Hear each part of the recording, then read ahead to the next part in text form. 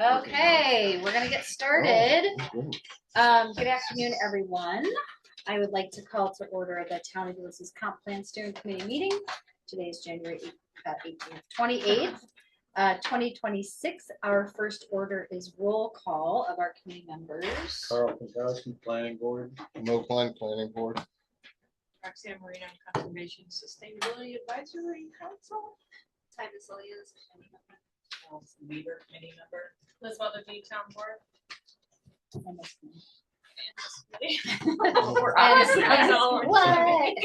And I'm Ann DePetta. I'm a community member, and I am also on this committee, and I am a chair along with Liz, who's the co-chair.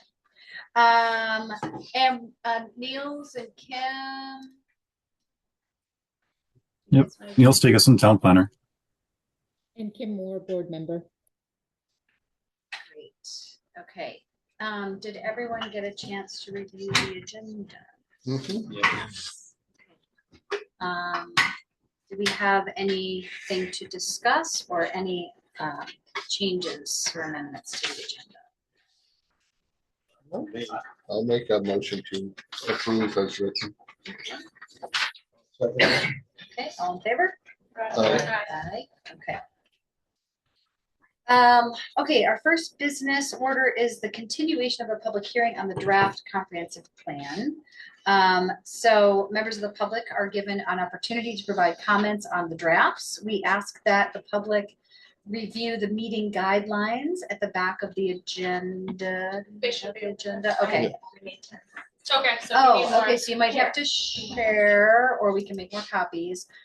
Which has basic rules and guidelines for public comment. We will alternate between people present here in the room with people who are on attending online. Those wishing to speak must first be recognized by the chair. So you should introduce yourself. Speakers may not yield any remaining time they have to another speaker. Please clearly state your name and your address for the record. And public comments will be limited to 3 minutes in length. We do our timer. Okay, Yeah. So Liz will set a timer. It'll be, that's your cue to just wrap it up if you would. This public hearing will be tabled after 3 minutes. So we're gonna do this public hearing for 30 minutes and that'll get tabled until the next meeting. Okay. Just two things to add. First of all, for the committee, you'll notice on the agenda, I probably could have mentioned this before, but we did remove the privilege of the floor. I think the last meeting I was getting a little confusing on what was the privilege of the floor versus public hearing. So we just are keeping it in public hearing. So there's no confusion and we still hear from everybody. And then for the public, thank you all so much for coming. Yeah. I do want to just point out that since at our last meeting, which I know some of you guys attended, but only one person stayed through the whole thing. Nice shot, Helen. We had made significant changes to the future land use map. So the changes that we made were based off of comments and feedback from the public, and as well as discussions that we had here on the committee. So most significantly, we did add back in the conservation zone and the lakeshore, as had been worked hard on by several folks who are in this room still, in terms of developing those and distinguishing those from other land uses in the town. We've also got rid of a nice little swatch of orange, which was mixed density, medium density residential that was in the Ag District 2 area along Perry City Road and Reynolds Road and so forth down there. So those changes have already been reflected on the map. There are still more to come. We're going to be talking more about the map today. So please provide your comments, but I just wanted to point those out that some of those comments have already been addressed. That was low density residential, not low right. density. Yeah, no, it's different because it wasn't the orange, it was that lime green. Oh yeah, there's the line green. Yeah, just so people don't get confused. Yeah. And I don't know, That's should we turn it on? Yeah, we can try. Get it so people can see Yeah, it. it's for And kind of unfortunately You wanna turn for it? folks online, we Yeah. can't Well, really get it in the position for you guys to see as Yes, well that's as the everyone old here. That's the old one, yeah. So yeah, the new one is up here. We do have the old one if anybody wants to reference it. or take a look at it after the meeting too. But I just wanted to get that out. Thank you for adding that. Hi, Karen. The old one being the one that's in the online version. The right now, yeah. former, yes. Right. Yeah, Just so everybody's totally This is clear on what we're fresh. talking about. fresh off the press. Could you clarify that again, please, what you just said about which map are we looking at? That's the new This one. is the new The version. new one and the old one is kind of back here against the wall. But is the new one So- online yet? No. So the new one is just for folks to see today. We are gonna continue to modify it today, probably in our discussions. And then the plan right now, and we're jumping a little bit, but I can say it anyways, is that next week, by the end of next week, a new version of the whole draft comprehensive plan, as well as a new draft of the resulting future land use map from the discussions today will be issued for comment, and review by the board as well. There's So- more back here. Is it? Oh, my God. There's So. more to come. One thing, so just for clarification, could you, has the Waterberg part of the map changed yet, or No. will it change? The only thing that we changed at This one, Waterberg this was the one. removal of the industrial area. It's now the same blue. Very high density. Yeah. So Which orange? Did you get rid of? it was the lime orange. green, Yeah. yellow, that's the low density residential. I can't read those signs, so. You mean the lake? No, No. that what, so yes, we changed that, Yeah. from low density residential. Yeah. This is what switched the it old, over to the conserva- we added in the conservation. I'll zone just and point to the it lake for people, shore. since I'm on the end, it's easy to get out. So this was put in, oh, here we go. Okay. So this was mixed, low density residential, and now this is back to a conservation and a lake shore, similar to what we currently have in zoning and in the 2009 comp plan. And then this area down here, all this that's smattered in with the ag that's lime green, is now rural residential, which was over here. And this, which is where the current auto Oh, depository is, was purple and industrial, and now it's the same as Waterberg, this mix, neighborhood mixed use. Oh, and there's one other thing, which is this parcel right here was all industrial, and so it's split into partly commercial mixed use and partly medium density residential. So those are the things that we changed. Pointed at. Thank you, Roxanne. So the big last part conversations, I just wanted to point those out. Yes, good. So that, thank you for doing that. So then any comments on the old map, if it's been adjusted already in the new map, just Right. know we did that already. So, but really, we're happy that you're all here. So we can get started, I think, with the public hearing. One thing we do just ask, like, if you want to come up, just raise your hand. We'll have you come up, introduce yourself. We do ask that those in the rest of the, the rest of the room not like interject if someone's speaking. Like, you can raise your hand and be like, I have a clarification question, and that's fine. But please, just kind of communicate that so we have a kind of an easy flow. So was there anyone here in the room? Oh, sorry. I'll Need make a motion to open thanks. the. I'll second I'll it. do that. Okay, all in favor? Aye. Okay, great. Go ahead. You're in the front. Hi, Rich Goldman. After 12 years on the board, town board, I'm now on the other side. It's a very interesting place to be. So everybody from Waterbury, can you raise your hand? If we had a nice Waterbury contingent. So I was kind of surprised, and on me, I hadn't fully finished the comprehensive plan to learn that there was a mention of 30 houses in 1 acre lots that is possible now, and what you're gonna recommend. I don't know where you got that from. I don't know where you came from with that. I'd love to understand what you're thinking, but the Waterberg residents don't want that. We have 2 acre, 400-foot frontage zoning. That's fine. There's no need to change it. I just don't understand why you would choose that area to take an example of such a drastic difference in what the neighborhood is to what it would be if you did your 30 housing. I don't know. I mean, I don't know where that came from. minutes.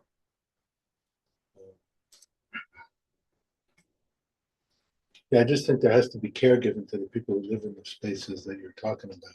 And in this case, I don't think there was any care given. It's like oh, here's a piece of land. Let's give 30, possible 30 units. Well, who's gonna buy 30 units? I mean, we still have inventory in the village that isn't sold.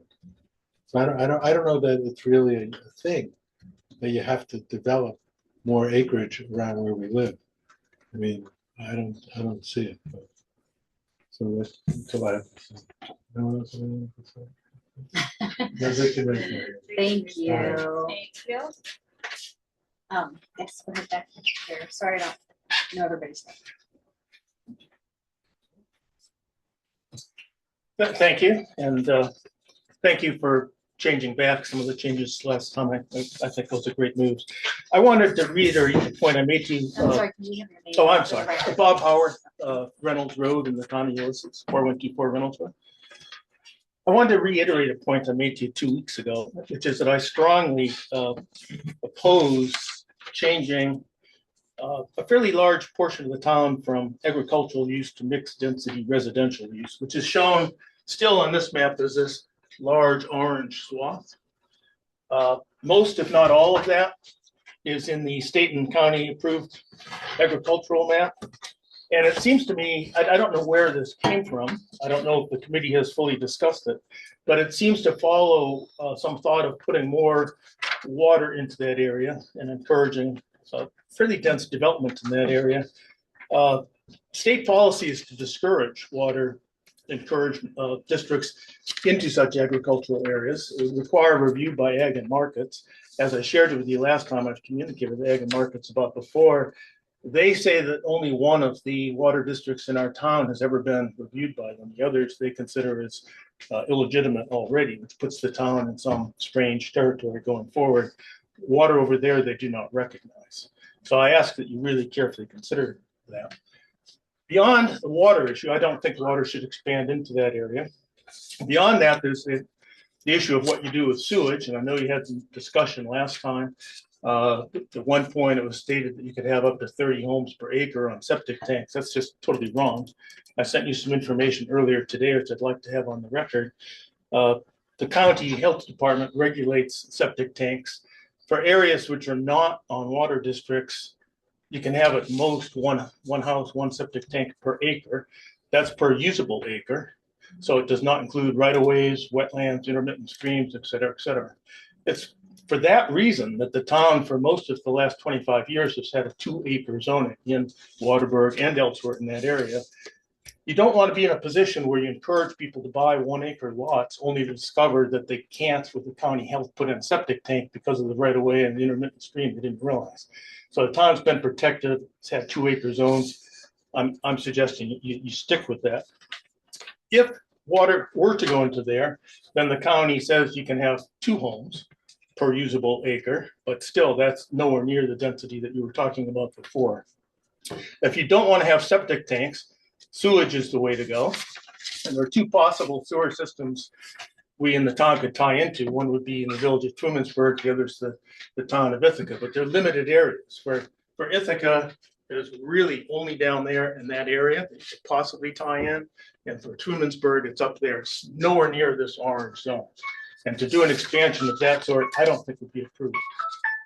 Finally, let me just say that the state issued a legal regulatory ruling on phosphorus pollution in Cayuga Lake about a year and 5 months ago. The entire watershed, including all the town of Ulysses, is under stringent control for phosphorus. The state will look very, very closely at anything other than septic tanks which go in here. So I know there's some thought about creative pocket things and all. I think the state will look askance at that. But finally, excuse me for being over time. One second. I want to ask the committee tonight to deliberate and decide on what basis you decided that orange swath was a good idea. Have you looked at soil maps for there? If you're going to put in creative new wastewater disposal things, they require deep soils. They require deep water. That's not that area. Have you had that information? Have you talked about it? I encourage you to do so. Thank you. All right, thank you. We had two hands here in the back, yes, in the purple.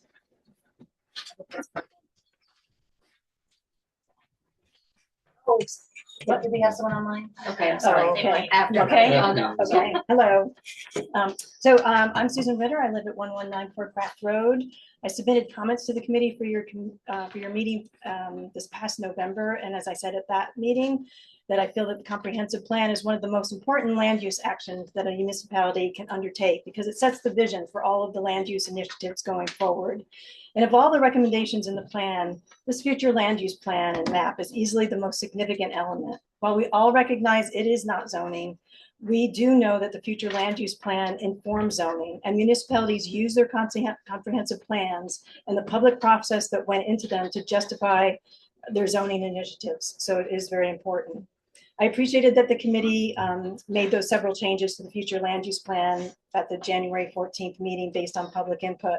But still up for discussion now is the residential housing designation. In particular, the proposal for the medium density residential designation, the orange area, which recommends that over 1,000 acres of the land in the town be eligible for higher housing density. This is a huge change for our little town.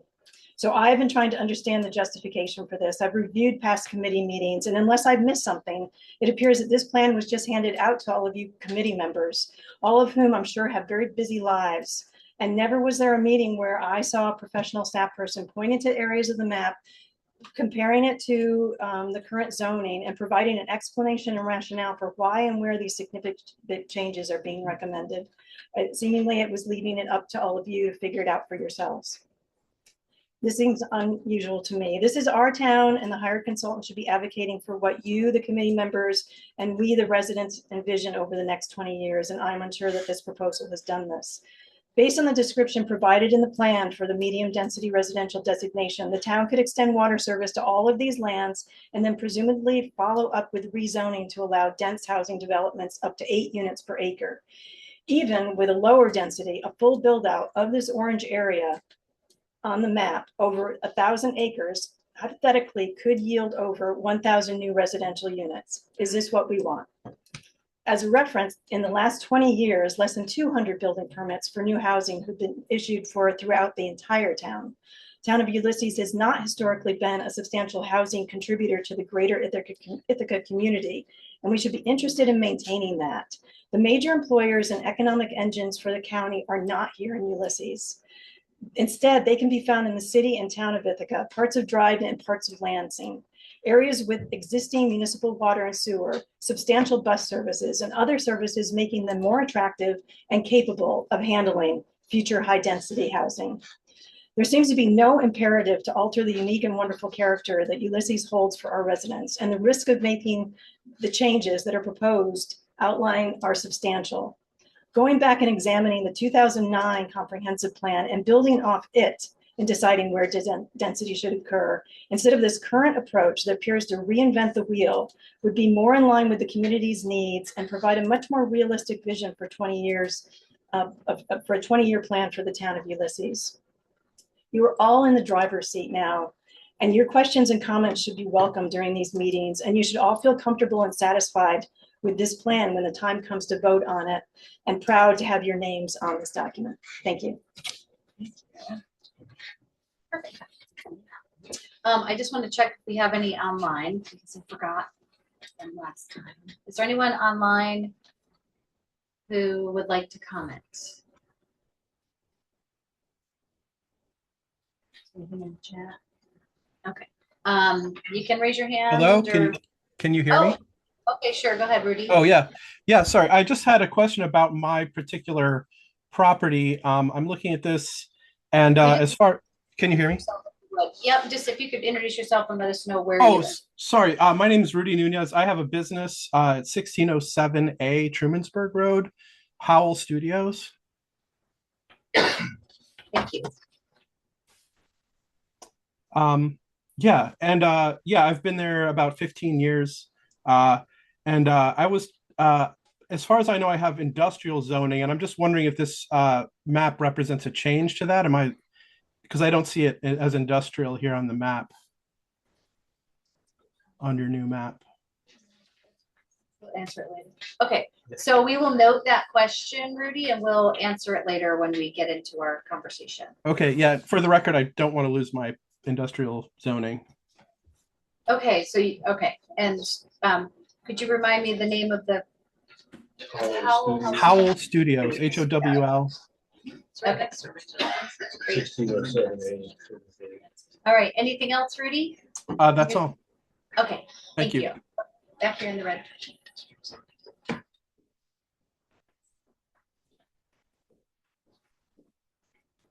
Bordy, 6350 Bordy Hill Road. Having gone through this planning process twice before for the town, I'm here tonight to highly recommend that you scrap the current version of the land use plan and go back to reviewing and updating the 2009 future land use plan and categories, which can use some updates that address community sustainability, as I believe was intended with the grant money you received. This current land use plan that has been under limited discussion is far too complicated and detailed for housing categories for this town and is not right size for our town. The draft document as it exists today notes that little has changed since 2009, and population projections show that there will be little or no growth. There is also no project pending or in the pipeline that is a threat to the town. To publish a map with every single parcel in the town's jurisdiction presented and classified is akin to a zoning map, which it will become after this process is complete, regardless of what was said at the January 14th meeting or any meeting forward. And trust me, zoning will not change. If the updated plan clearly states that the future land use plan will not actually result in any update to the present zoning map / law, so don't worry, folks. Then why present a map like this, especially when there's no justification that supports it? The 2009 shape-based map left room for flexibility, not only on the map, but also in the description of the categories. And I put a quote from the other plan, which I won't read, but you are not starting from scratch if you scrap the MRD plan that they did. You have a prior map in categories or character areas, and through your discussion, spending the time can update both. The consultant should not be part of this discussion. It is your job as the committee, representing all of us, the residents and landowners of this town, to prepare this visual representation of the town out into the future. There is so much wrong with the document, including the fact that probably a good share of you have likely not read it and critiqued it in its entirety, including the appendix. I hardly think that 69 surveys constitute a good representation of opinion of the town residents, nor do I think that people who attended open houses and signed in will appreciate finding out that their personal email addresses have been published.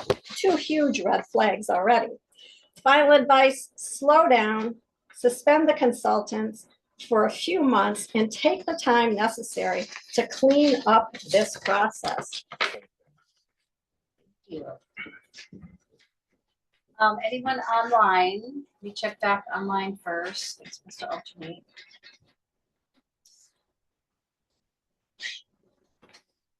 Chat? No. Okay. Go ahead here in the front.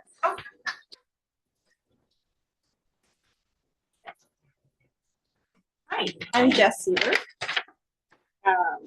I am 16 Elm Street here in the village. I own property in the village of, or the town of Ulysses and city of Ithaca, different places. So I have a broad perspective, and I'm going to speak in broad strokes because I know there's some folks here that have like very drilled down specific issues that they're concerned with. But I'll just begin. I care deeply about our agriculture and conservation lands and our recreation opportunities here in Ulysses. And I believe this plan protects them while allowing us to grow responsibly. As a retired realtor with over a decade in this community, I didn't sell houses. I watched families struggle to find them. So I believe we're failing our neighbors right now. The older demographic wants to downsize, but they have nowhere to go. Young people leave because they can't afford to stay. families with kids in their most expensive phase of life are priced out completely. So in my view, the evidence is all around us. We have declining school enrollment paired with rising taxes. We have home prices in the school district climbing exponentially. That's verifiable. We need to retain industry of all shapes and sizes, the cottage industries, the small employers, the opportunities for entrepreneurship that give people reasons to stay. Without housing options at every stage of life, people simply can't build lives here. And I think that's kind of one of those reasons why we're seeing some of that stagnated growth. Chapter 3 tackles housing head on. I like much of what I see there. We need starter homes, family homes, and downsizing options. We need a mix of housing styles so people can find homes appropriate for every phase and stage of life in all the price brackets. That can be hard to do. But again, when we look at, say, like, for example, the orange section, market forces are going to drive that more than say, oh, now we can build 1,000 homes. There's always market forces that are come into development in business or homes. Chapter 2, section 4 and 5, I really like that approach to the zoning, but also the agriculture. I think it's smart and forward thinking. I'm particularly excited about the notes of supporting young farmers. They bring the fresh energy to those value added products and agritourism. I mean, we live adjacent to the best ag school in the country, I would say. The Finger Lakes was also just named Wine Region of the Year. This is a real achievement and creates real economic opportunity that should be supported on all the levels: ag, employment, tourism, housing. And honestly, I think that conservation plays a huge role in that too, because otherwise we don't get the people coming to visit, right? Supporting local businesses, our shops, dining and tourism, ag and industry, huge component of creating vital ecosystem for a thriving municipality. Obviously, we know they create the tax base, the jobs, the quality of life. Is that timer? Yeah. All right. So I'll just say, I applaud you for taking the initiative to create the comprehensive plan. I think it's a really great framework to start, and hopefully you can continue to work on it. And I'm sure lots of folks have lots of things to say. All right, thank you, Jess. Let me check online. Anything else in the chat? Okay, back here, you had your hand up.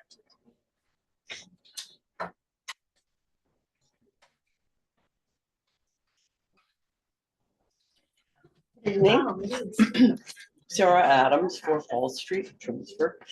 I agree with everything I could hear from the previous speakers. I have to say, I desperately want to redesign this room, but that's for another night.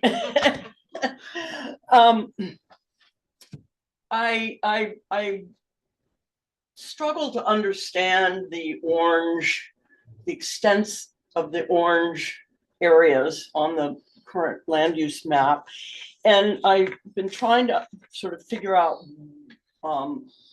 what the thinking behind it is, to the degree that it's sort of being shown. And I understand the desire to find some ways to provide some maybe alternative or additional type of housing. I agree with the last speaker. There's no housing for people who want to downsize, and for younger families. I don't know that any of this guarantees any older housing or affordable, housing for young families. And my concern is that with this much medium density residential, which really is sort of an urban term. I'm not even sure kind of how it came up, but and I know you've removed the density numbers, but we were talking about sort of 30 units per acre, or I guess 8 was medium density 30, 80, okay, 8 units per acre. That what you could end up with is one parcel, bigger parcel with 8 units next to an agricultural field, next to a single family home, and then a half a mile down the road, maybe there'd be something else similarly. There's no cohesive planning to this. I mean, you've got so much medium density areas designated that you're not gonna, it's not like you're trying to concentrate some housing. And and in areas where there's not going to be municipal water and certainly not municipal sewer. I would like to see sort of looking at some areas that are closer to services like Jacksonville, around the village, some areas that could possibly even have some maybe type of cluster housing. There's some zoning incentives for that, where there's some municipal water, maybe a mix of some elder housing, young family housing. But look at it in a more sort of intensified area instead of spreading it out in kind of all directions and not being able to really control what the final result is. Thank you. Thank you, Sarah. Ms. Banks.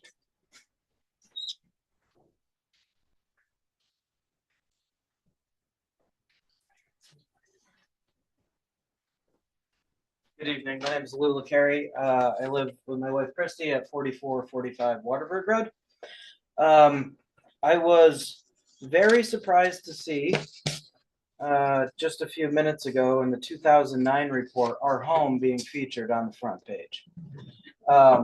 This entire exercise is somewhat alarming.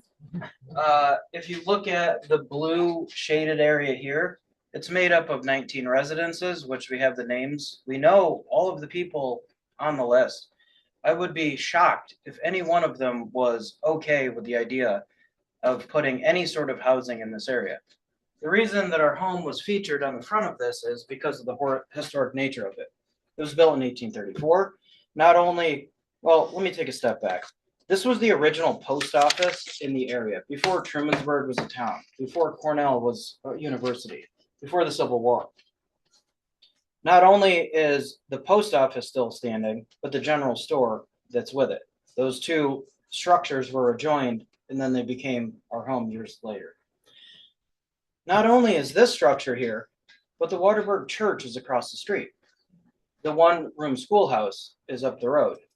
Remnants of the grist mill still exist across the street on the gorge, which we happen to own. Our neighbor Dave owns the hotel that was in the area. Clearly, they've all been renovated, but they've kept their historic charm. Bringing in any sort of high, low, whatever income housing that doesn't fit the aesthetic of the area just doesn't seem like the right move. And it's not why we all moved here. And we all really oppose this idea. Not to mention, there's no infrastructure for it.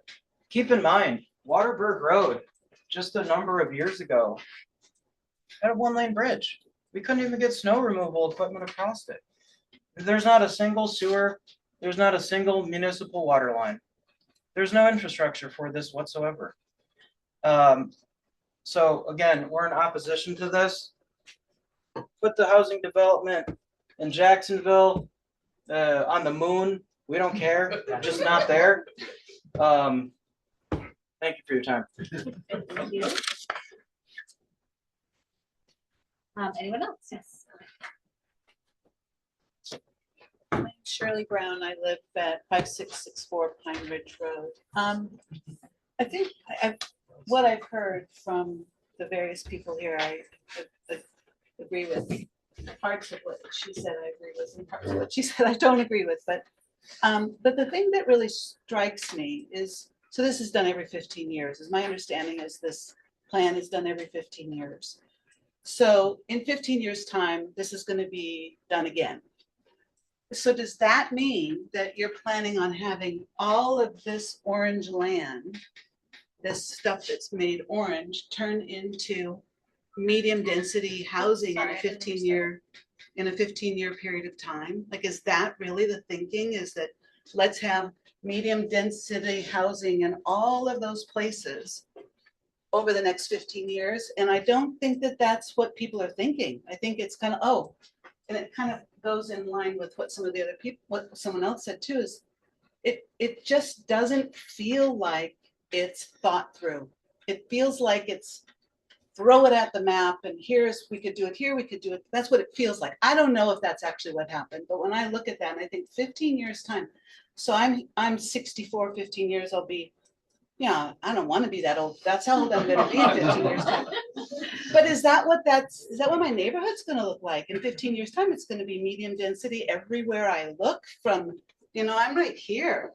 I'm right here, right up the street from Lou and Dave and then I'm gonna see that this, where I'm gonna live is just completely covered with medium. It just seems very weird to me. So I applaud what Sarah said about having it be a little bit more thought out and what really is the accomplishment that needs to happen, what needs to happen with the housing, where is the best place for it to be, how does it work with people who spent thousands and thousands and thousands of dollars to live where we live, and we care for the land, we care for our neighbors, we care for the neighborhood. How do you plan something that respects us, but also takes care of the future and isn't, this just feels like overkill, just really feels like overkill. And I can't help but think that it's driven by money. I don't know, but I wonder, it's like, why would we overkill it so badly? Is it because we want more taxes? Is it because we want to have, are there construction people behind this? Or who's driving the impetus to have that much development happen in our town over the next, have it be available to happen over the next 15 years? And then 15 years from now, if that happens, does that mean that the rest of this is going to become orange? And pretty soon I feel like I'm living in California. I didn't move here to live in California. I don't think anybody did, right? So I just think, slow down, relook at it, think it through. And I really appreciate the opportunity to speak about it. And I remember when this process happened 15 years ago, it was really like a heated thing. I remember it's a heated thing every 15 years. There's a reason.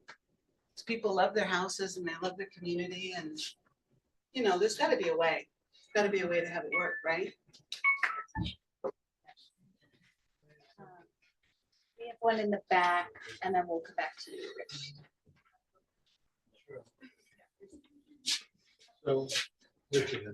So we already have 2 acre, 400 feet frontage zoning.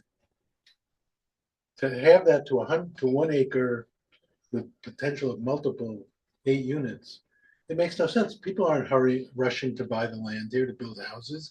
There's no demand, huge demand. So I don't understand why you're thinking this way.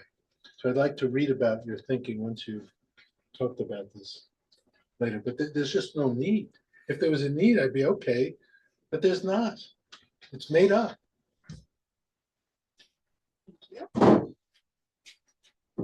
Back.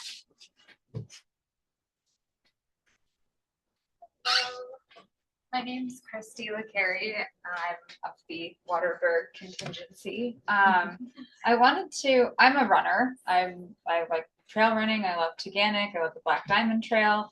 I don't really love road running, but I do it. And I was wondering if a true study has been done along the area to support development, especially along Waterberg as it merges towards South Street. As I've run there for over a decade now, I have seen land trust signage along, if you're running towards the village, along the left-hand side of the road where the field parcels are currently.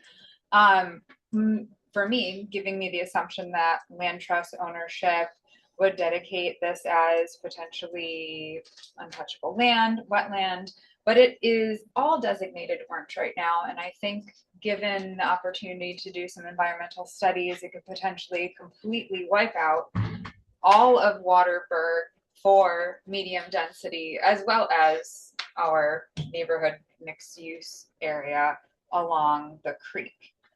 So just thoughts that environmental studies would, unless they've already been completed, which I don't believe, because of the land trust signage that still exists along Waterberg as it leads towards South Street. So.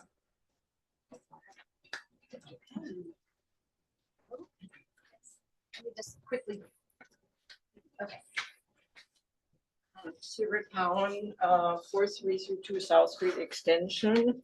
I just took it upon myself to understand the term medium density housing a little bit more, and I found out that it was developed mainly for urban purposes. It was to be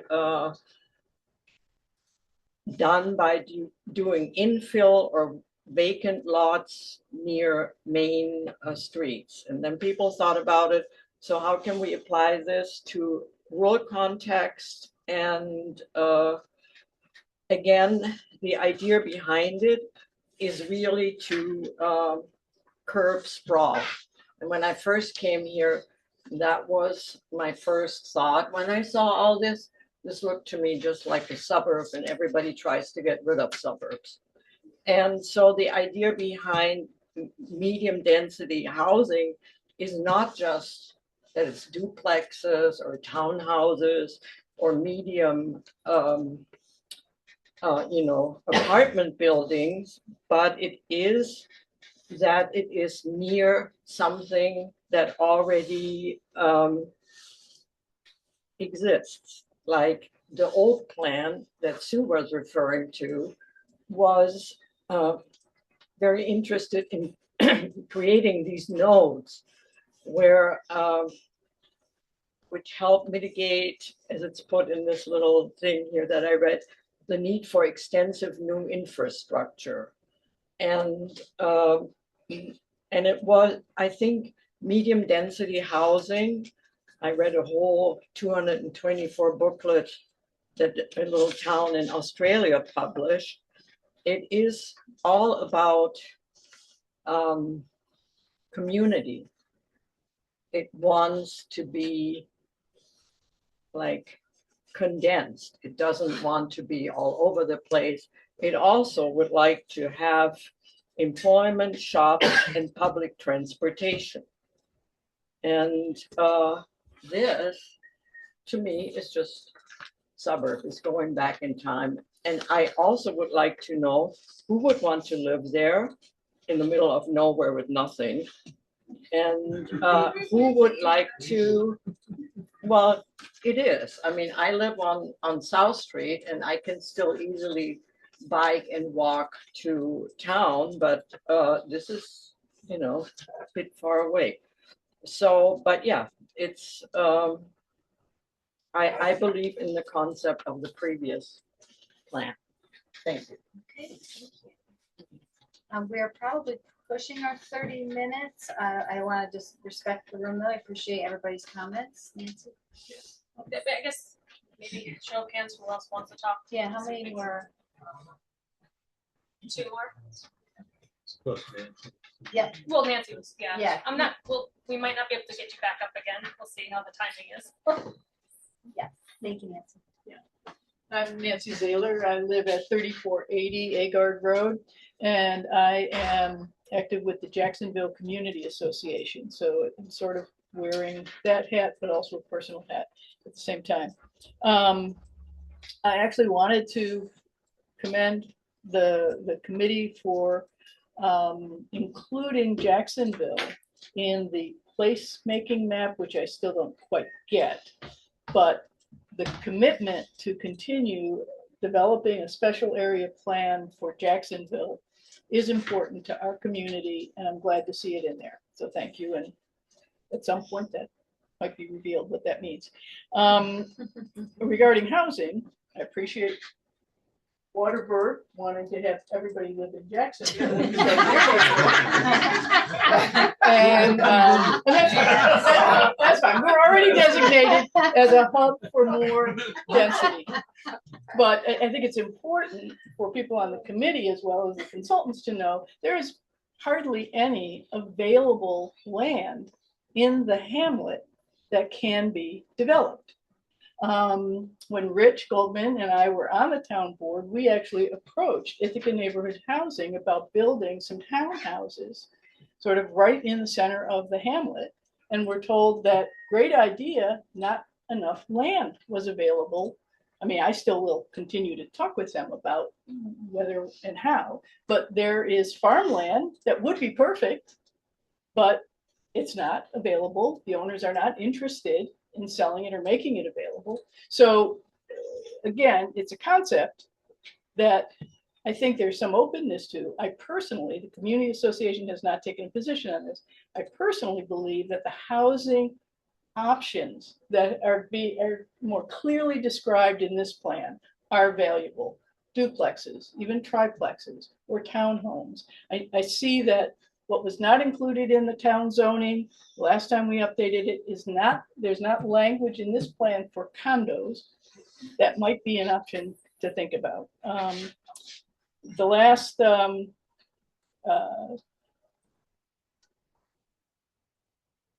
there's one little thing that caught my eye, and that was, I think in the commercial, again, land use district, but it's going to turn into zoning. There is provision for drive-through restaurants. Now, if you're thinking of the coffee shed, I'm all for that.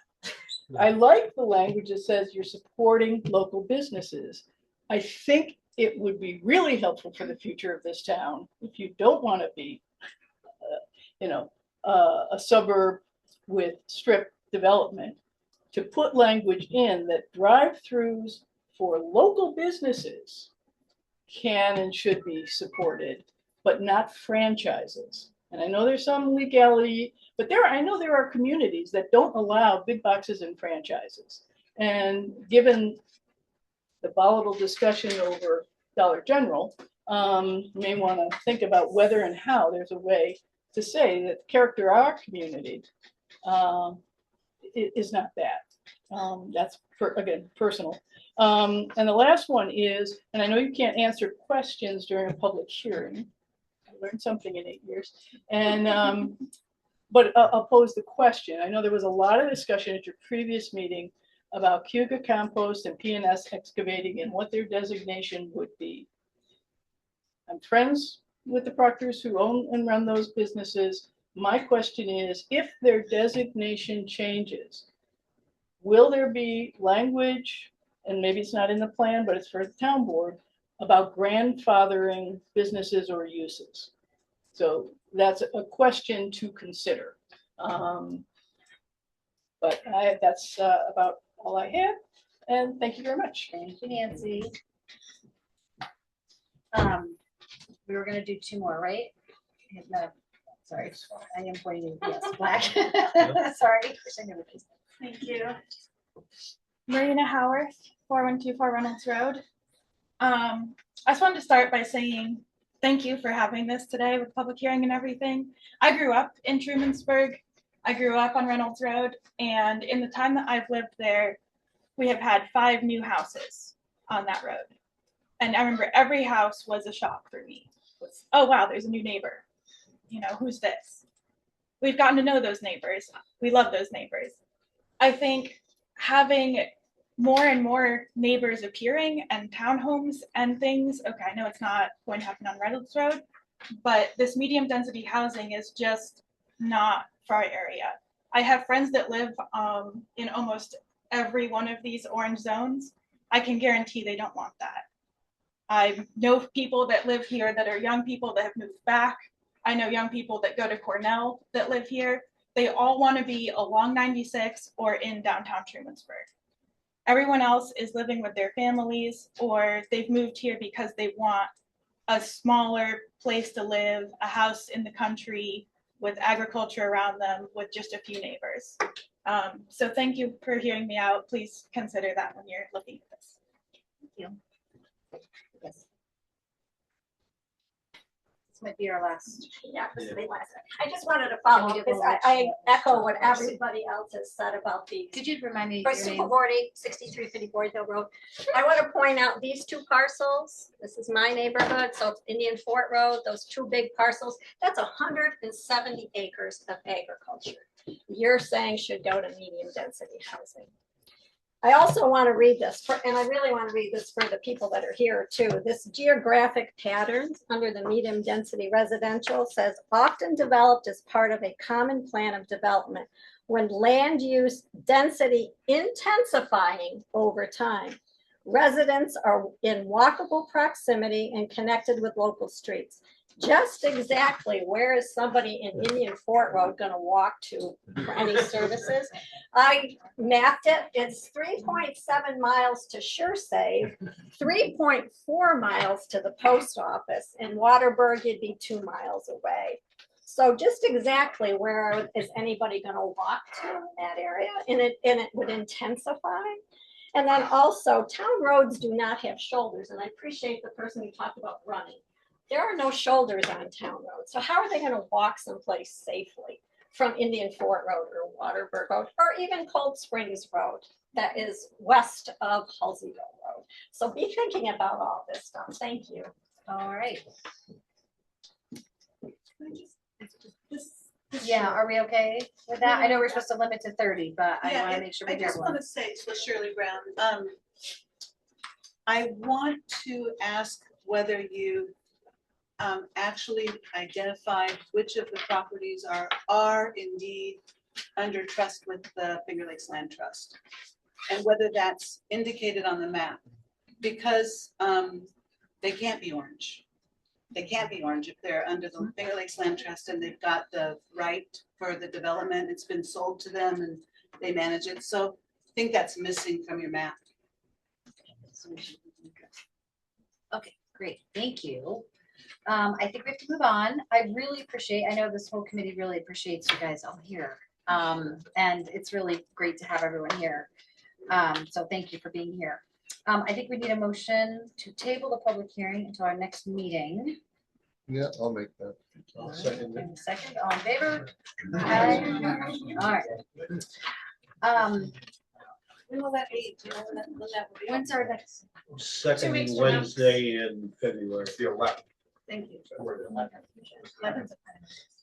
Yeah, so this meeting has been going, like, it gets reopened every time we meet, and then we have comment, available to comment. So we've been doing this format for a couple months now. Okay, so next is our continued discussion of the draft land use element and future land use map. And so I'm not exactly sure where to start, if that's you. So I appreciate the opportunity to support you through some facilitation tonight. As you all know, we ask committee members, we know. Excuse me, can you state who you are?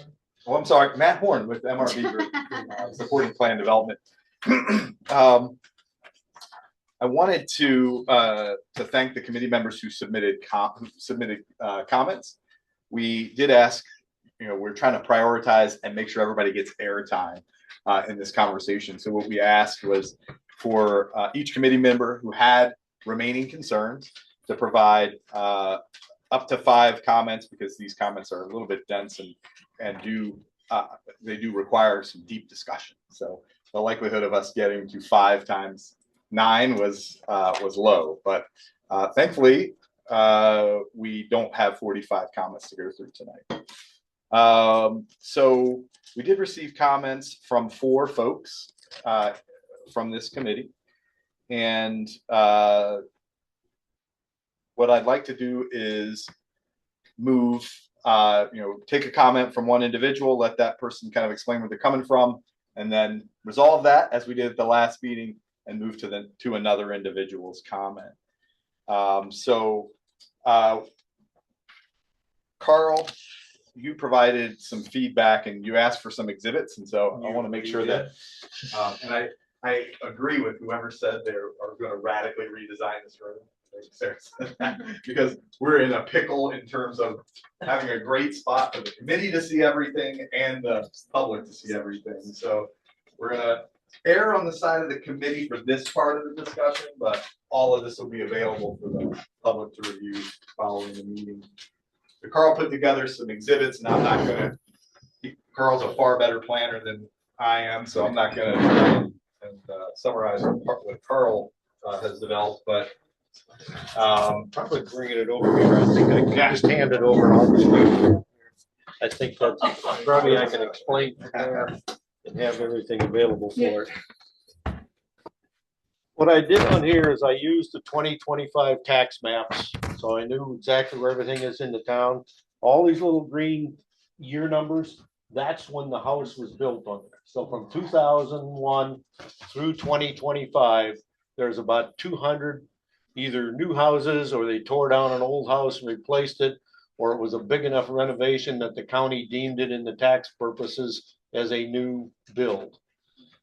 But the thing that I have the real problem with this 2009 future land use map is it totally ignored these hundreds of houses along all the roads that came into being between about 2000 or 1950 and 2000.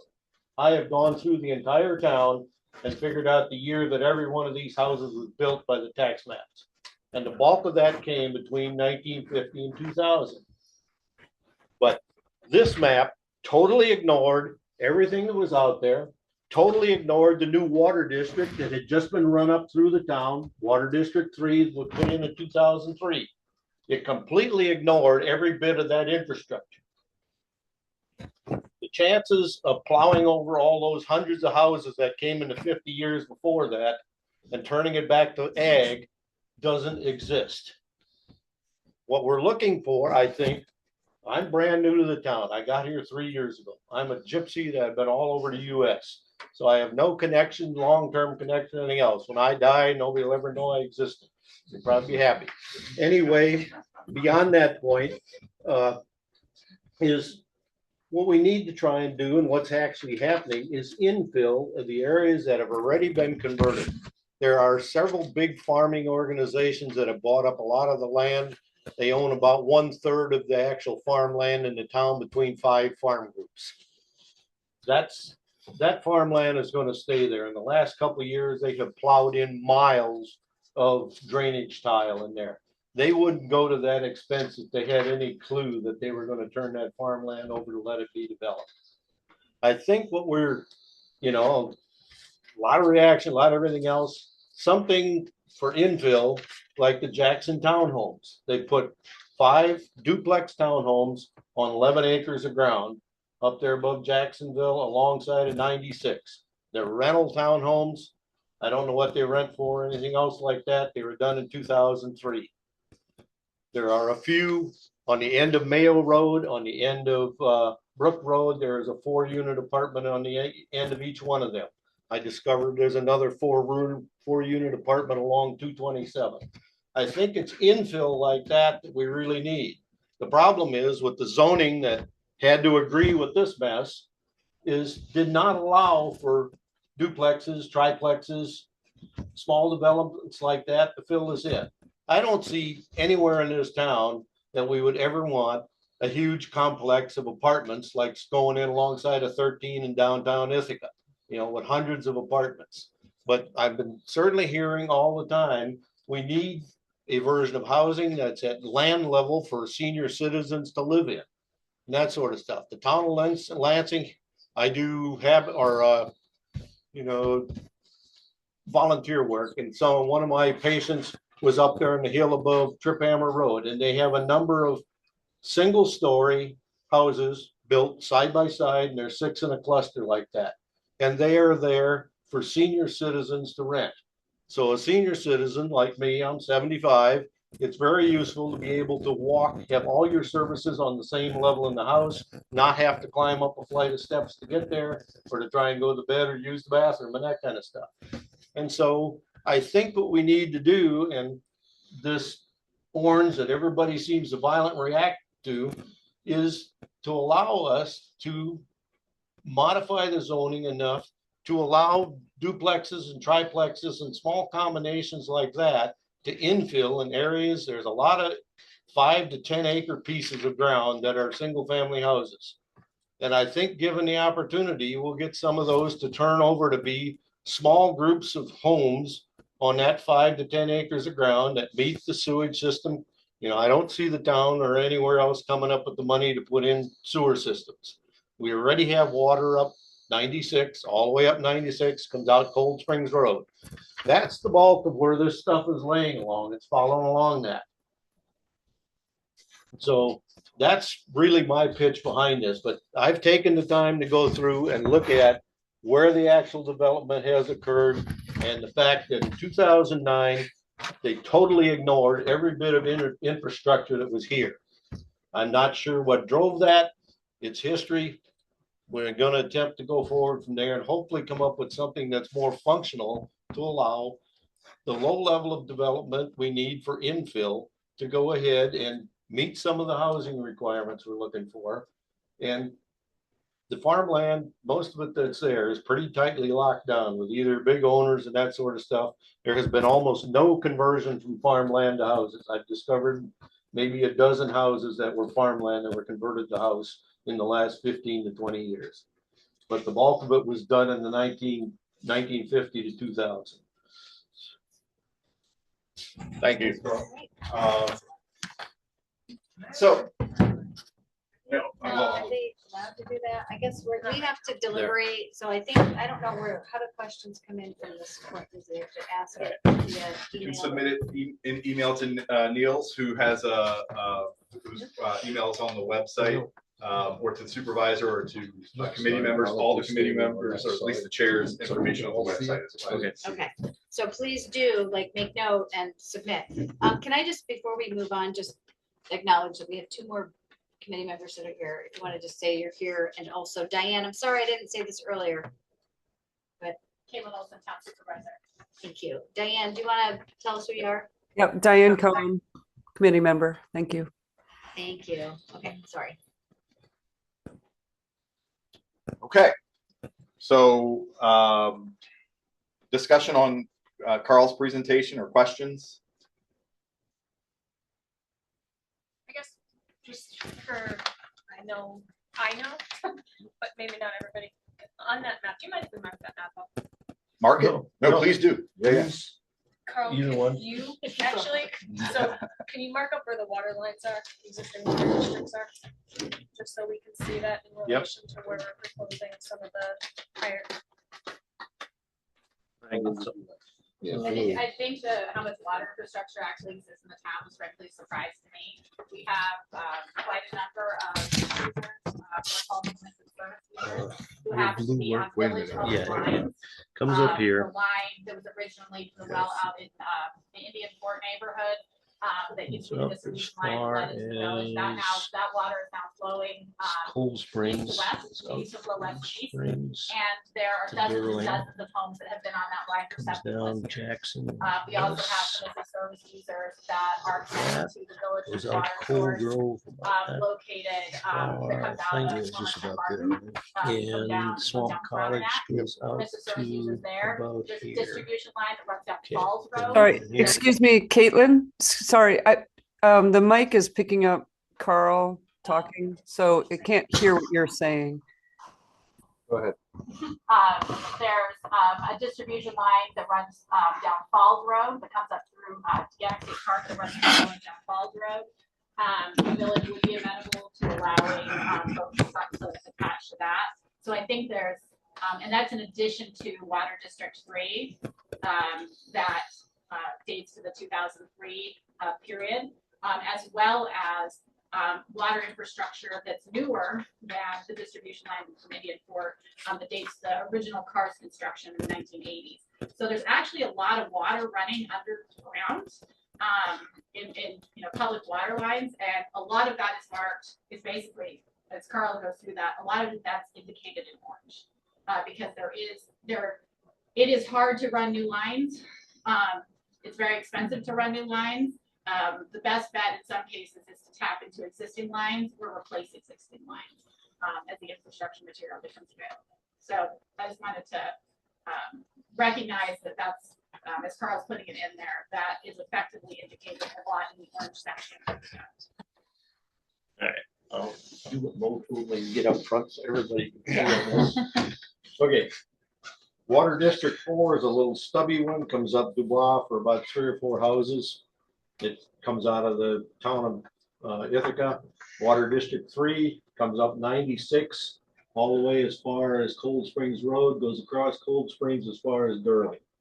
There are additional pieces of that. The water tower is up here at the top end of Van Dorn Corners up there. And then there's a branch that goes across on Perry City as far as Jacksonville, comes back up and ties in right in the village of Jacksonville.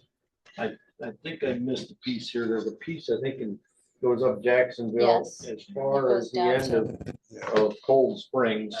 Yeah. A little stub like that. And then, don't know why this piece wasn't included, but it's the way things are. They don't know either. Yeah, but there's a piece goes out Swamp College, a raise, and a short piece that comes out Cold Grove. Water District 1 comes down both Penn Avenue and South Street Extension, comes together down here and then angles across to, this is Waterberg Road, and then cuts across somewhat off the road to an old pump station or two out here, and then goes out Indian Fort and goes up to Commerce. And the other final piece of this is right up in town. That's the grocery store is fed off of its own system. And then what Caitlin and I just discovered by digging through all the houses, there are a few of them that actually tap into the city's water line coming up from Camp Barton here on Frontenac. There's a couple others random scattered through the town. There's all maybe other 15 properties or 20 that have municipal water that aren't one of the 4 water districts.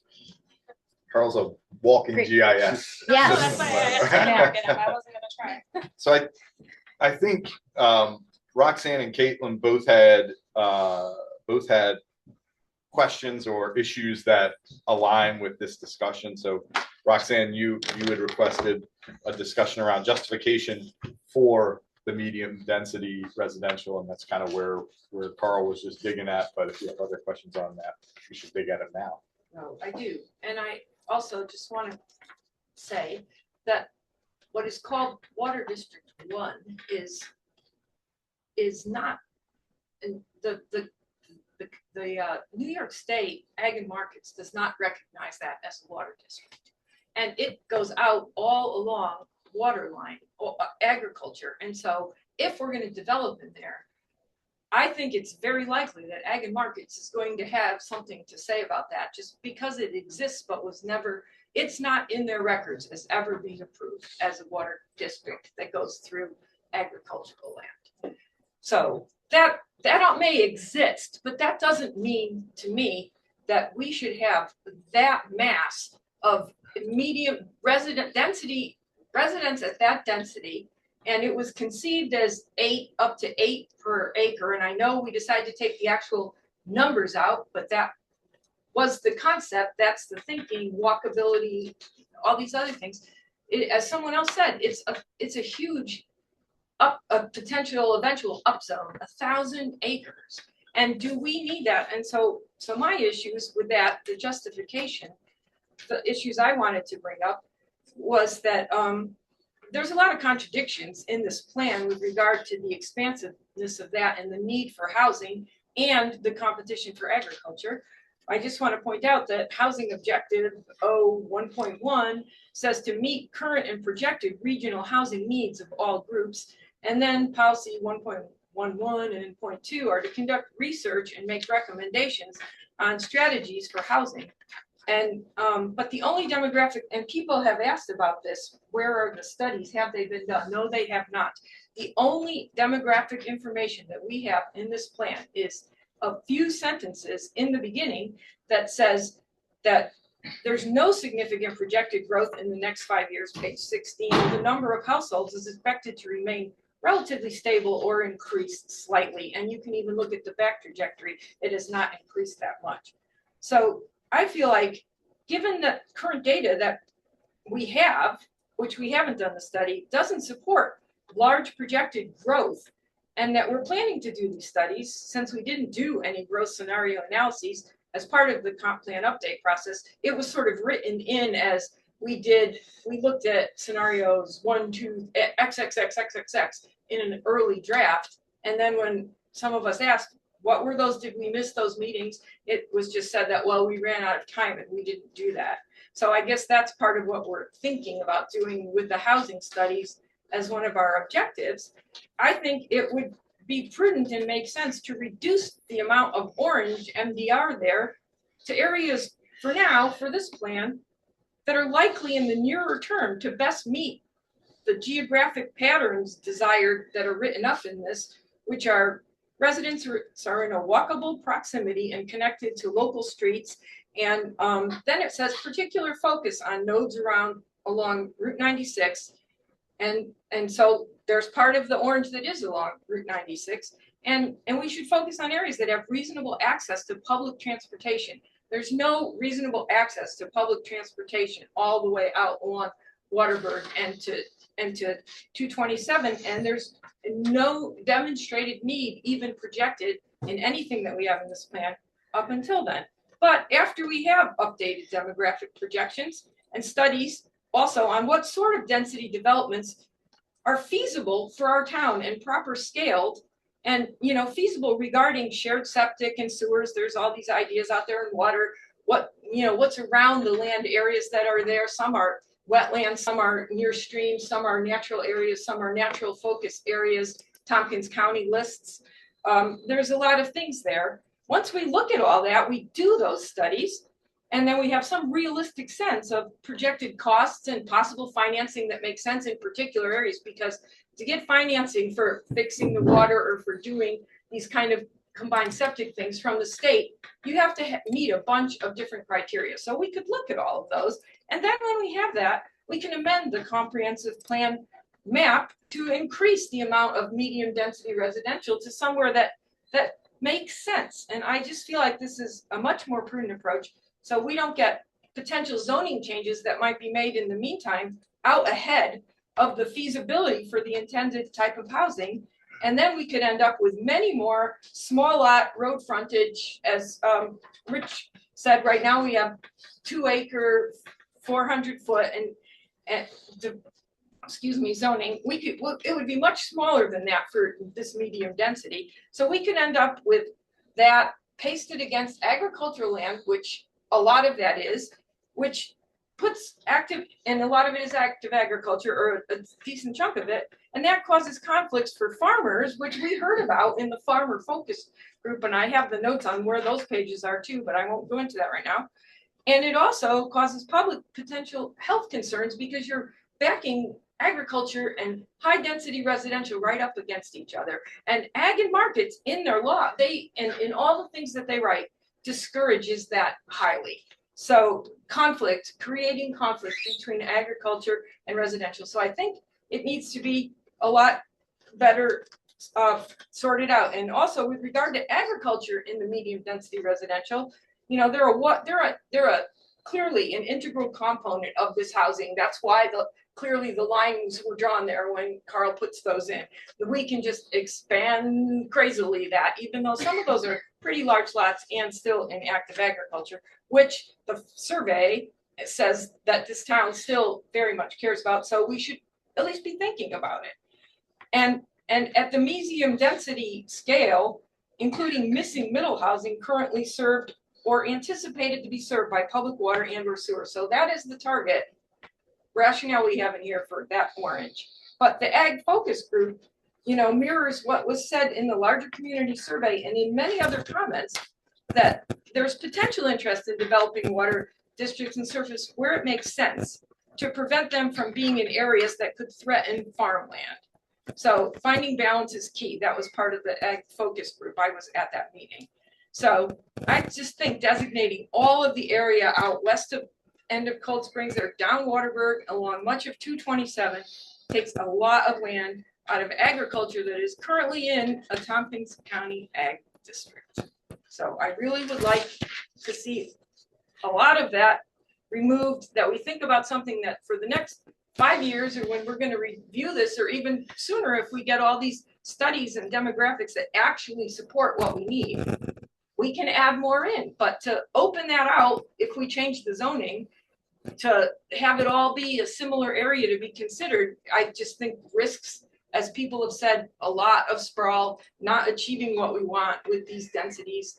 And I just really hope that this committee will think about it. Thank you. Caitlin, you had a similar point about balance, right? The need to protect farmland, protect agricultural heritage and productivity, and address diversity needs with respect to housing. And with a lot of things Carl talked about with retaining our senior population, attracting new home buyers, et cetera. Yeah, I spent a large percentage of my fall going door to door in a lot of every neighborhood in the town. And the message I was hearing reflected the same values I was hearing that came out of the survey, which is housing and a diversity of housing options was routinely brought up. I have talked to older people who were in large houses who were looking, who either had moved to another location in the town and they were able to get a one-story and had been living in the village, but there aren't many of those. Or they, in 20 years ago, they would have moved to Florida, but they're not moving to Florida anymore. And I talked to people who hope their kids want to stay here, and yet there's nothing to buy, there's nothing to afford, and you have housing prices that have, in my case, have tripled since we moved here 12, 13 years ago. And that has a huge impact. Ulysses has the oldest housing stock in Tompkins County. We have created a lot of mechanisms that make it very expensive, and we are getting new people building homes, and I'm grateful for that. But the home values are significantly higher than what anybody would consider either a starter home or retirement home. That's not what's being built in Ulysses. And if that's the kind of community we want to continue, then we're on a great pathway. If we want a community where local business owners have employees who actually can live in their community because they can afford to live here, if we have families who are hoping that their children might want to settle here without having to live with them, we're not on that trajectory. And so when I talk to people who say their biggest concerns are unsafe drinking water, and I heard a lot of water issues in this town, a lot of water issues. Some people have really good wells, but the Water Source Protection Plan Committee, when the New York State Health Department came out down, there are a lot of water issues, a lot of contaminated wells. You have a former town board member, right? You had a contaminated well issue, right? That's one of the things why some people would love to have, and I field questions, not every month, but at least 6-7 times a year about can I get access to public water? And I have to tell them public water is really expensive. And when they say, well, my neighbor has public water, it's an even more uncomfortable conversation in some ways. Why can't I have it? And so I would say that I'm looking for a way to try and do both. And I appreciate that there are plenty of folks who say it's impossible to do both. And yet the public has charged us with doing both. Protecting agricultural land and also finding more places for people to live. So in my opinion, the logical solution is identifying those places where infill development makes the most sense. Because if we want people to be here in houses that cost less than $500,000, we have to make it easier to build smaller. Smaller is more environmentally friendly. Denser is more environmentally friendly and reduces the amount of ag land for people. So we got to figure out a way to walk and chew gum. And I am convinced that if any community can do it, we have brain power in this town to figure that out. But it's going to require some sense of change. And to Carl's point, most of the land subdivisions happened prior to 2000. So we're not talking about necessarily the big, frankly, industrial scale farms who have now purchased up significant swaths of our agricultural land. They're not selling for house lots. They're tearing down trees so they get a better ag exemption than Lake Tyler do. That's what's actively happening in our ag. That land's not going to be houses. So where are the houses that go, and where does it make sense? And I think there's nuance to work on this. I'm not saying that the orange should be the permanent orange, but there needs to be orange. There needs to be places for people to go because communities that aren't growing are dying. And you can go to a lot of upstate communities, but that's in fact nice. I don't want to be that. Go ahead. I'm sorry. Yeah, sure. Yeah. I just want to be clear that if I wasn't stating it properly, I am not opposed to trying to find these diverse types of housing and where we could build them in this town. I would like to be able to stay living here and live in a smaller house than I do now. So, and I know many other people would. The point I was trying to make is that a lot of that orange area is just not very likely, very feasible, very suitable for that right now. It does not seem. we should do the studies to see, and there are some smaller areas that really potentially are. Maybe some of the stuff that's low density residential now, and maybe that could be good enough to actually have some of these duplexes or something. It's closer to the village by quite a lot.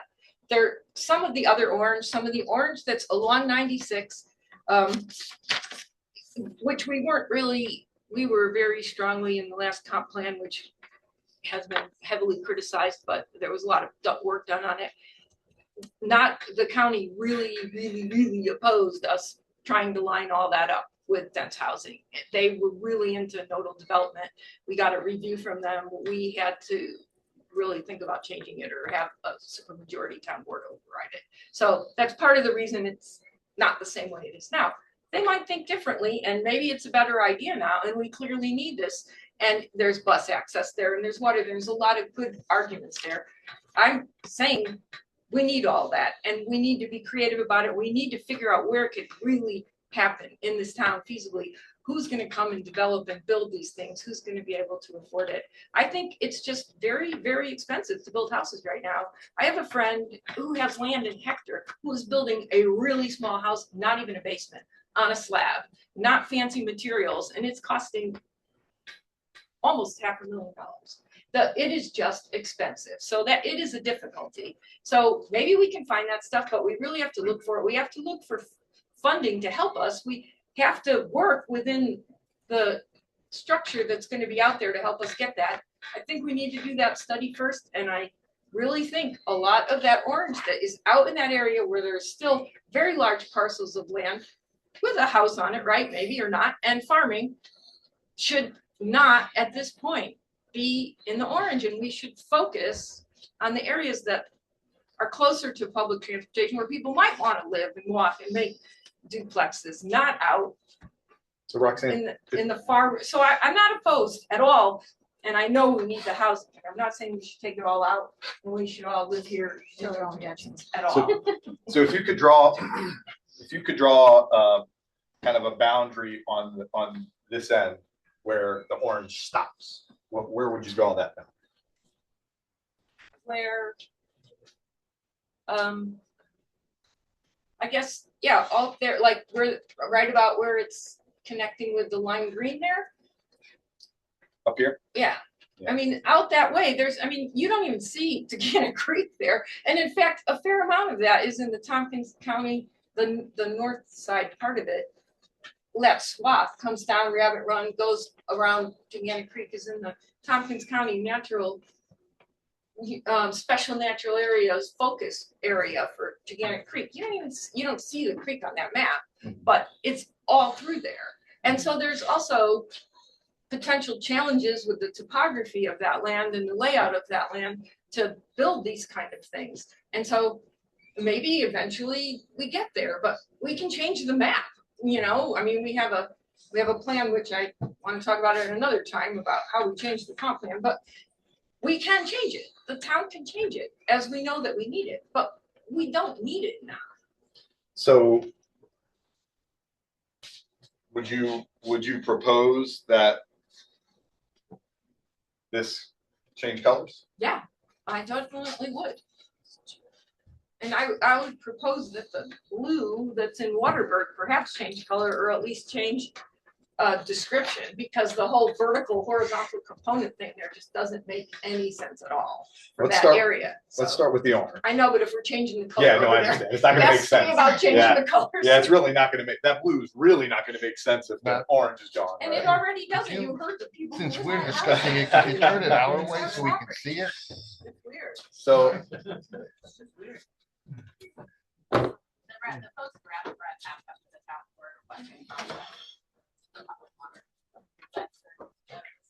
Talking about this. So, That. oh, well, yeah, but not, yeah. Well, and it sounds like what Roxanne is saying also is that it's a little easier. It's like, you know, when you start here and you add on, that's easier than starting here and pulling back, right? Well, And if it's there's- less risky. It's less risky, and it's probably a little easier to add things later versus pull them back later. Sure. And one more thing, I was on the Drinking Water Source Protection Plan Committee, which we're waiting for the state's review. a lot of the problems that they found when the DOH, we got the DOH people to come and do the sampling twice, which was great, are things that can be remedied by people, like they just didn't know about it, you know, you need to look at your well cover better, or you need to, you know, you could put a, you know, some sort of a treatment system on, which is probably in many cases, according to them, less expensive than what you would pay to be on a water district. And we also did a pretty extensive survey, which is in that document, which I actually gave to MRB a year ago, that shows what people would be willing to pay. And we have a little bit of one of those questions in our survey that's in this document. And most people really don't want to pay or aren't able to pay what it's likely to cost. So it's something to keep in mind. People want it, but whether it'll really happen is another story. And a lot of people's drinking water problems, we could potentially figure out ways to help them that aren't as costly as building water districts. So I want the committee to scratch at this, but to Carl's point, I mean, if you look at where the orange is prevalent, it's around transportation routes and water lines, right? Water districts. And so you got a water district, and I know there's questions about status. I learned something in every comp plan, and I've never heard of an unrecognized water district before, but if that's, you know, so the status of this is in question and should be resolved, but there is, somebody paid a lot of money to put a water line in the ground there. Well, I do have a question for Caitlin. Is that the old water line with the old? Yeah, it's. That's the one that's Yeah, falling it's apart. 1935 or older. Yeah, For yeah. the village's backup, so the village they had to have a backup. Right, they had the No, tower that's the and the original, water. actually, the backup there. This is where the Yeah. primary source was before we had the attached. Oh, I can't see, I can't see. I'm sorry. So, this room really is- That's that doesn't okay. connect any- Fine. So what do folks think? That's not good. What do folks think about Roxanne's, I guess the one thing I'm just thinking, I kind of defer to you guys. You know, zoning code more than I do. So right now that all area is ag residential, right? Ag rural. You're talking about Along Indian Fort Road? Road and Livermore is. Yeah, it Yeah. is. Yep. Yeah. So under the zoning code right now, as it's approved and changed in 2019, a 100-acre lot could really be subdivided into 50 lots because it's 2 acres. No, you can't do more than one subdivision. No, 3 subdivisions. Right. 3 subdivisions. So technically, though, that property could be 3 different parcels one day. Right. As it is currently, not the current. Correct. So I'm just thinking out loud. I'm fine with changing the residential on places that are kind of along Indian Fort. Well, if that particular, Waterburg area. if that particular water district, nobody can hook up to No. because it's too old. Right. and Well, then but it- see, that's, But maybe that's, one that's day a- when they an release it. oversimplification. So it's owned by the village. We Yeah. have town properties, town outside village properties on it. And the village and the town have talked to MRB over the years. And actually in the 2026 town budget process, we got a quote from MRB in particular to do a study on the assessment. The first thing that has to happen is an assessment of the engineering. Because I have residents who are on that road, and if that water, that main fails, they will not have water, and they haven't used their wells since our grandparents were, you know, making choices. So it's a situation where that's a water line that there is money to replace old infrastructure. What gets more expensive is running brand new lines to brand new places. That's where it really gets tricky. And so we do have a quote about how much it would be. And the next step is to see if we can find some money to do an engineering assessment of it so that we can provide opportunities to those property owners. Because the way the water law works is the property owners who are impacted are the ones who have to front the costs. It's not the general taxpayer. But I want to give our property owners a chance to have their existing water lines replaced with something that's safe, right? But if we have a map that says that that's basically counter to the town's future land use map, then we're going to have a problem. And so I just want to flag that this is old existing infrastructure that's been in active use for a long time. It's not new stuff that we're running.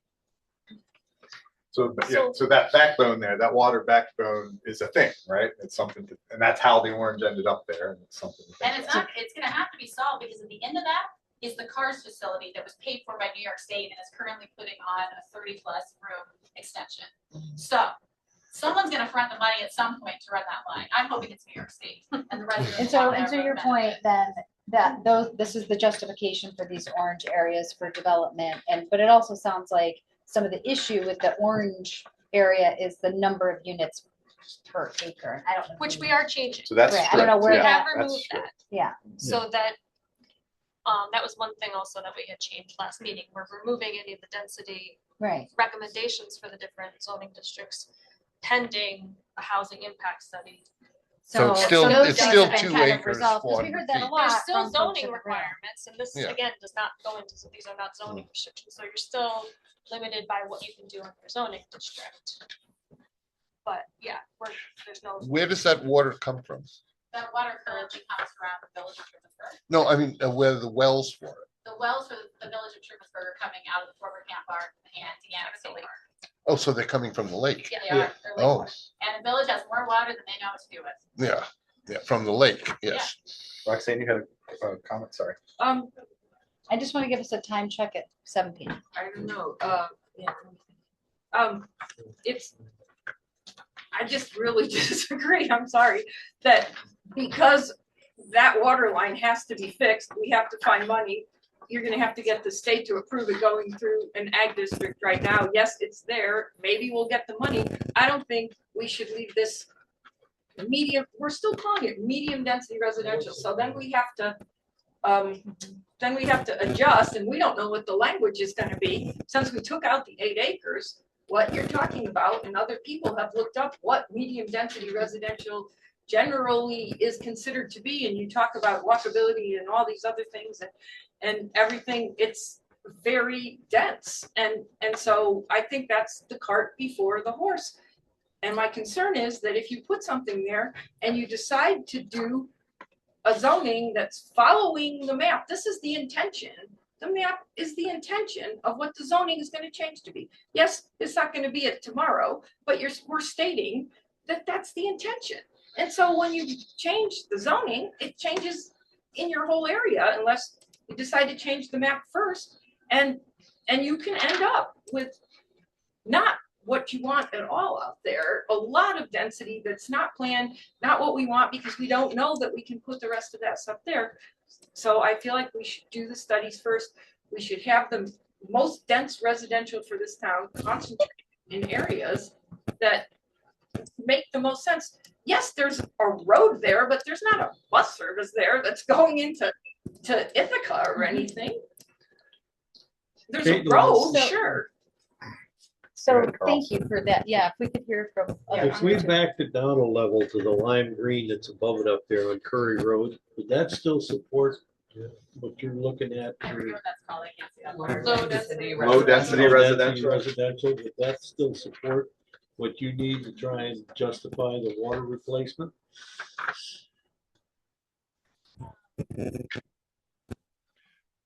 Where's cars? Is that It's little? That's that little Right. gray spot Little on the gray end spot. of- where it says number 1 out there. Just Well, above that. how about below that? Agricultural and then above that. So low density residential is characterized as single detached dwelling units and duplexes on a bit larger lots. Well, I mean, I think it's just it's an open-ended question, right? I don't think that there's one specific housing type that suggests it, but I don't think it's improper for the town collectively to recognize that because the state has put such a huge investment into the CARS facility, that they will expect to have water and they will help find a way to do it. And so people, if you look at the development patterns in our town, you're seeing new development, a lot of it that has happened in the last, since 2000 has happened along Cold Springs, right? Cold Springs is seeing quite a bit of development of newer housing construction. Why is that? Because you can hook up to public water, right? Honeybee Lane is infilling. You can hook up to public water. Pinching Post, was developed and you're hooked up to public water. I mean, there's a huge advantage to having that and not having to deal with the other associated risks of taking. I was talking to somebody who has a 400-foot well and they don't have water. And this was done in the last 10 years. You don't have that risk. So where water lines are, I don't disagree, to incentivize development. But I'm not looking at a lot. We're looking at still having, frankly, a huge swath of land in the southwestern and southern portion of the town, and on the eastern side, which is the lake shore and the conservation zone, and Route 96, that isn't being proposed at all for water lines. So think it's just maybe on Route 79, or I'm sorry, it's 227. Yeah, maybe there's not bus service now, but it's in the last 5 years that the village got bus service to Bannock State Park. Like, buses find new routes. It doesn't mean that there's not a way to do it. It's certainly more likely to have public transportation along 227 in that region accessible than there is in Iredell. So I just want to ask, I just want to make sure we're going around here and looking at all the other faces in the room to see if anybody has any input on this particular discussion regarding whether this should be medium density or low density or whatever all the other options are. On that particular swath of, this plan, I just want to look around the room and see if anybody has I guess something they want to say. I'm struggling. The medium thing, I guess, I don't know if we could maybe clarify that. I think maybe that's where a lot of people are getting issues. But I'm also just struggling with, people want housing. So obviously there needs to be areas for that, right? Like, obviously my family land, right? My ancestors settled Willow Creek, right? So I'm not in Orange, but I guarantee if I was in Orange, this neighborhood would be flopped, right? Waterberg would not be here and Willow Creek would be here. I'm not saying that just because my land would be in Orange that I'm going to sell that property to then be able to do that, but I kind of would like the opportunity to be able to sell, I don't know. There's a lot of local farmers who would like to have the ability to be able to give something for the next generation that they can't be small farmers, right? All of the farmland around me is that industrial farming now.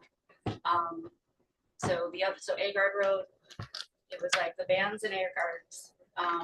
Agards are gone. Industrial farming is in there now.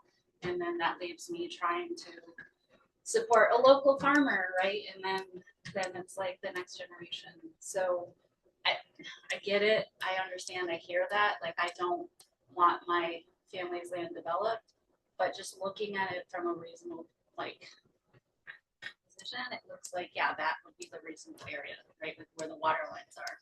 But like how far down we go, obviously, it's good to discuss. But I just trying to wrap my head around, right, like people want housing, but nobody wants it in their backyard. So where we Can't put it all in Jacksonville. So I'm just struggling with, right, like how do we do this then?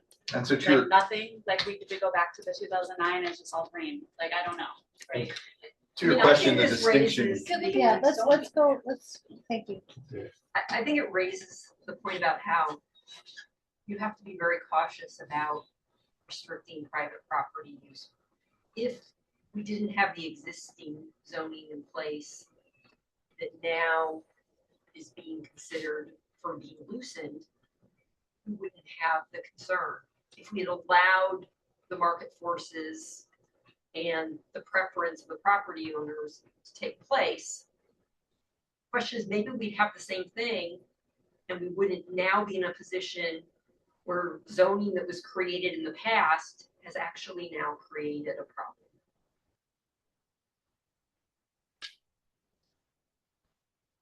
What do you think? The medium density, I think, is scaring people, and I don't love the medium density residential in a lot of the places where it is. In my age group of people that I've been talking to, a lot of people aren't moving to this area because they can't afford it. There's not water. I'm not going to repeat every other line that everybody said. For the last 2.5 years, we've been doing this. I think it's finding that balance of we need to respect property owners and what their wishes are, and also trying to Are there other property owners that aren't here tonight that are okay with this? I'm just trying to consider all the pieces. The medium density, I don't out that direction. Again, I think it's finding that balance and. Yeah, one of the questions was, tell me the difference or clarify the difference between this and this, low density and medium density. And so when we strip out the actual numbers, which I think is a good idea, when we strip out the actual numbers, you cap out at a duplex out here, right? You can get to a duplex on a larger lot, right? At low density residential. And in the orange, you cap out at townhouses or kind of modest size apartments, like 5 units or fewer type apartments. So if that got in theory changed to low density, doesn't it then become zoning's responsibility when zoning takes over in their change to determine, okay, this is what we are going to allow? So this is an exception. Yes. But if we leave it all at land, does that completely close out the opportunity for anybody to do that? So I think it's a dangerous, it's a tricky game. I don't know how I feel about an answer right now. I need to think more. But it's that I think we're boxing out an issue no matter what way we go. Yes. And we've got to decide what issue in housing and agriculture were the 2 biggest pieces in every public sentiment that we tried to get out that got discussed. Well, probably about increment taxes too. Yeah. So like, if we have more houses, or no, I don't know, more health, maybe taxes won't be, so. So, I mean, we're gonna have, when we ultimately go and do the zoning map and zoning update, we're more than likely gonna have more zoning districts than we are classifications of our future land use. I mean, we do now. There's how many? 13. I cannot. I cannot see is my problem. Actually, I'm sorry. But I think, so like to your point, Allison, in like the medium density residential, what that kind of could equate to in zoning is residential zone, which you can limit how many units and the size of the limit or the size of the lots and so forth, and manufactured home park zones. So once we get into the zoning, we can dig even deeper with the results of the housing implementation plan into what zoning makes sense within that district. If you have the neighborhood mixed use, and this was something, sorry, we had handed out the last meeting, or was handed to us. So there's like different ways we can work the zoning to make sure that there are certain areas that have a little less development and a little bit more. It will focus it more towards where we have water, away from water, if we want to keep the residential zone. So this is used for zoning, but this is just one step in the zoning review. And there's placemaking plans that are discussed in the comprehensive plan. The placemaking plans take it a step further and say, all right, this is future land use, this is zoning, this is how zoning looks, right? You can create design standards that say, we hate cul-de-sacs. I hate cul-de-sacs, right? We hate cul-de-sacs, so we're not going to allow cul-de-sacs. It needs to be on a street grid. It needs to be, in some development pattern that's smart, takes advantage of infrastructure, and maintains the character of the community that we're looking to achieve. So yes, lots of bites at the apple. Sorry. So I think. No, I was just going to say, whatever the colors are on the map really has nothing to do with zoning. Zoning is what controls the map. So it could be green, purple, orange, or whatever, but whatever the zoning says in that area, that's the way it goes. So even if it says medium residential or low density, it doesn't make any difference. It's what the zoning says. Right, well, it informs future, right? They just make sure that. Well, let everybody else talk. Yeah. I was just saying it's 7:15. So. Yes, it is 7:15. We have to end at 7:30. We need to answer, but I want to answer this. Yeah. Like I don't feel like I I have anything more really to add other than we heard loud and clear that people are afraid of the numbers. And so I think bringing that down a little bit and finding some compromise between you know, yeah, we want to be able to build the water line out and replace that. That's important. And so what needs to be here so that we can have that happen? And providing those different housing options and opportunities for people is critical. I mean, this is a great community. Look at all the people that were here tonight. People care. It's a great place to live. But being wise about where that happens and realistic and not scaring people and being able to do the study and know what do we actually need, and being clear that just because it's orange doesn't mean we're going to build 1,000 units and that's how this is going to be in 20 years. It's creating guidance for opportunity, basically. So I don't have much else really to add different. I want to make sure everybody else has a minute to add anything. Well, I'm certainly game to scaling it down, particularly out in that west end. The last two pieces on there, Sue Verde was pointing out, there's a 170-acre property that sits, that big triangle on the end of Indian Fort. Yeah. That runs on both sides of the road, is obvious farmland, and potentially the 30 acres just next to it. You know, and I don't know if that harms or helps us to continue the green up that west end and tone the orange down to a less dense level. Essentially follow Podunk Road up around the turn there as kind of the cut line, and then everything east of that stays with the orange that's there. Yeah, just following up on that, if you're done, Carl. I mean, what if you just consider the current zoning map and what's orange there? I don't know exactly what that is. You know, we would change the zoning districts, but if you look at scaling back the orange while we figure out where things could go and having it be more along the water and the bus, then you would do that. That would be where we would be proposing for this map, for this round, to say is the best, and until we have other demographic information that tells us otherwise, and other information, that would be the best places to focus, starting to work on getting more of these different kinds of housing. And not, because then you need to make zoning, and yes, the color doesn't matter, it's zoning that matters, but the color, the description of what the color represents is what zoning is supposed to become in alignment with by the state law. So yes, it is related to it. So we could say that's kind of what we have now. We need to have we would change the zoning to say we need other types of housing there. But the reasons we want it there is because it has access, it has water, it has these things. And I also don't understand, but obviously, you know, Caitlin has, I'm sure, talked much more to state people and all, but when Water District 3 was put in, obviously the zoning was agriculture, right? It wasn't to put a water, it was the reason that it got approved and the reason that it got funded was because of a whole bunch of issues that the state looks at and adds up when it gives you money. And there was the pollution from the Jacksonville, from the gas tanks, and then there was a bunch of other different reasons that they got it to connect along that way. So I don't know that if we don't say, wow, this should really be just an area that should have a lot of housing density in it, it won't get considered for funding to help upgrade that line. I just don't understand that I relationship. just want to jump in if I can. What more do you need We from haven't us seen it. tonight? But I do want to respect everyone's time Yeah. and try to keep this to 2 hours. So what more do you need from us at this moment?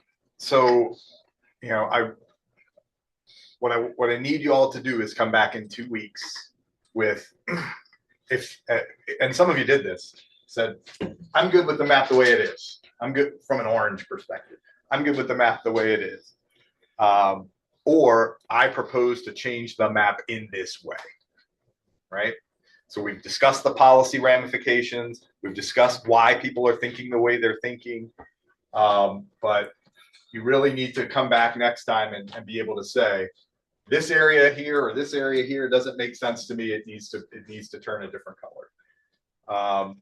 And I'll tell you why. We'll get to the why. So we're kind of forecasting schedule, right? And the committee has stepped up its pace, which is awesome. I mean, its frequency of meetings. So we're doing 2 meetings a month. just a quick kind of forward look from here. On February 2nd, the next draft is going to be released to the public. You have, as you noted tonight, and I heard appreciation from the folks who were able to attend. You've made some very significant changes from the original draft to this map and to sections of the plan. And so, I think I think it'll be important to hear what the public has to say about those changes.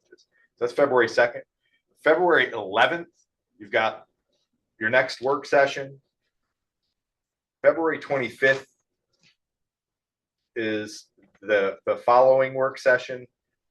And then in reality, March 11th is the last time we're going to have a dialogue like this under the current schedule, right?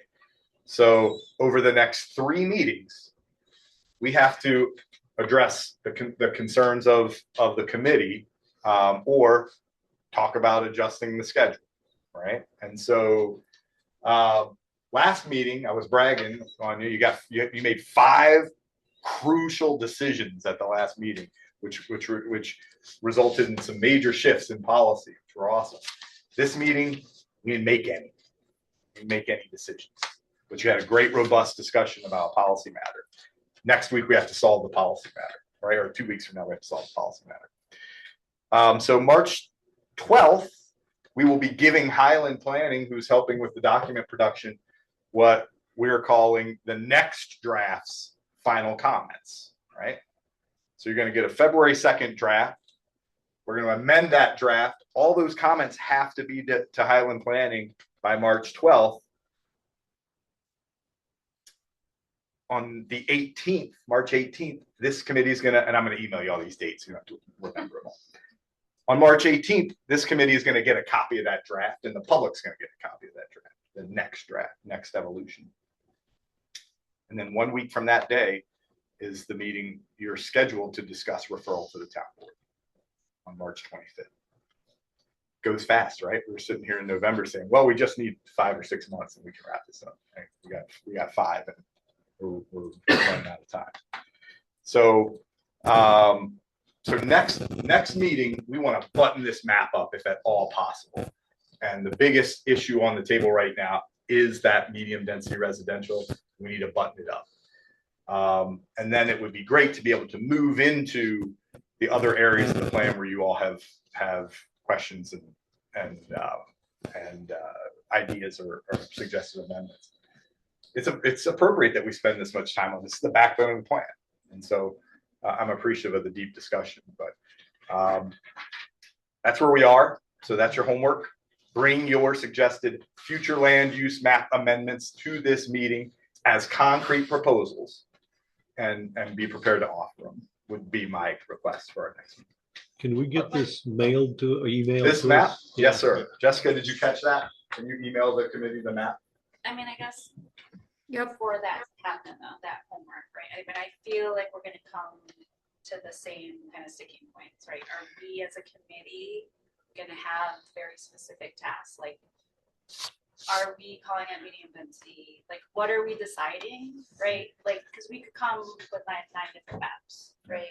Like, what are our specific directives so that we could hear the concerns of the public, understand that we do need also housing options, right? Because of the other comments of the public. I don't know.